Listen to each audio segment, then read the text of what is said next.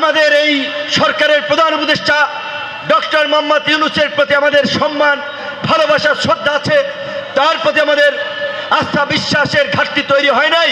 কিন্তু যেহেতু কিছু কিছু উপদেষ্টার কর্মকাণ্ড নিয়ে প্রশ্ন উঠেছে, এমনকি গতকালকেও এই যে রাতভর যে গুজব এবং বিভ্রান্তি ছড়ানো হলো ডক্টর ইউনূস পদত্যাগ করবেন, তিনি এগুলো তার ভালো লাগছে না। এইটা আমরা যতদূর জানি অল্প সময়ের মধ্যে জাতীয় নেতা হয়ে ধরাকে সরা জ্ঞান মনে করে আমাদের কিছু ছাত্র নেতৃবৃন্দ আইন শৃঙ্খলা পরিস্থিতির তোয়াক্কা না করে গায়ের জোরে থানা থেকে লোক ছাড়িয়ে আনতে যায়, অমুক বাসা ঘেরাও করতে যায়, এই করে সেই করে সচিব হটাও, ডিসি হটাও, এসপি হটাও, এই ধরনের যে একটা নৈরাজ্যকর পরিস্থিতি তৈরি করেছে। প্রধান উপদেষ্টা ওই সমস্ত তরুণ নেতৃবৃন্দকে ডেকে বলেছে, তোমরা সংযত হও।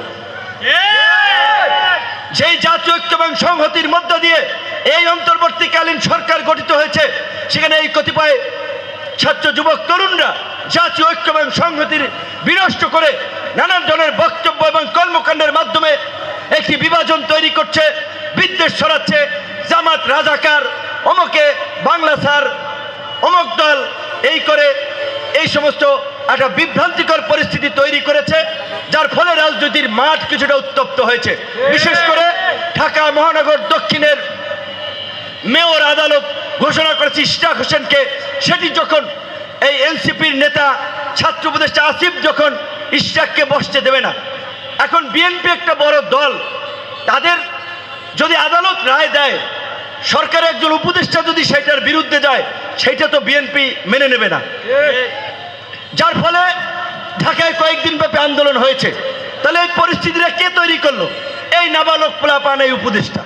তো এই কারণে আমরা বলেছি পরিষ্কারভাবেই অভিজ্ঞ ম্যাচিউরড ব্যক্তি, দূরদর্শী ব্যক্তিদের নিয়ে এই উপদেষ্টা পরিষদ পুনর্গঠন করেন এবং আপনারা সাধারণ মানুষ হন, রাজনৈতিক নেতা হন, দেশের ভালো মন্দের দায়িত্ব প্রত্যেকটি নাগরিকের।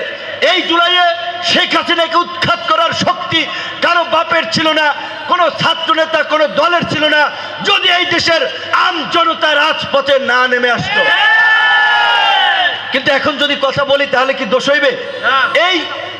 এই 2-3 দিন আগে গুলিবিদ্ধ আহত কয়েকজনকে থাইল্যান্ড পাঠানো হয়েছে।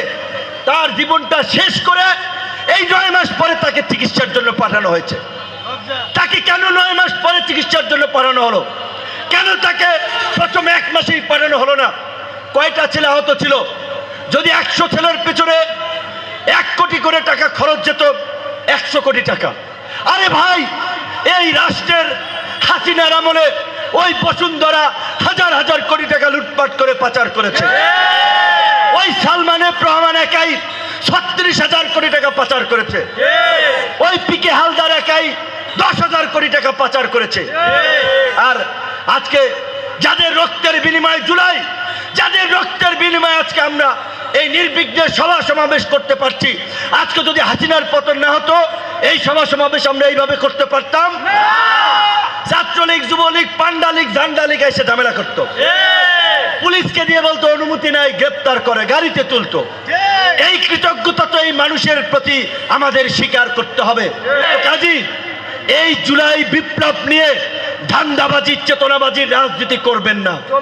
যদি ধান্দাবাজি, চেতনাবাজির রাজনীতি করেন, ওই যে পাবলিক বোতল মারা শুরু করছে, ওইটা কিন্তু আরো সামনে চলবে।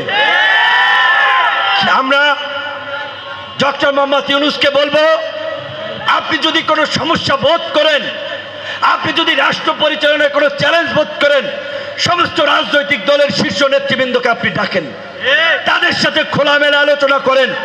কারণ আজকে আমরা সমস্ত রাজনৈতিক দল যদি এই সরকারকে সাপোর্ট না করি, সরকার টিকতে পারবে না।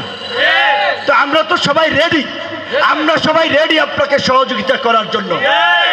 আল্লাহর রাস্তে এই সমস্ত নাবালক পোলাপানের পাল্লায় পইরা আপনি জনগণ এবং রাজনৈতিক দল থেকে দূরে সরে যাবেন না।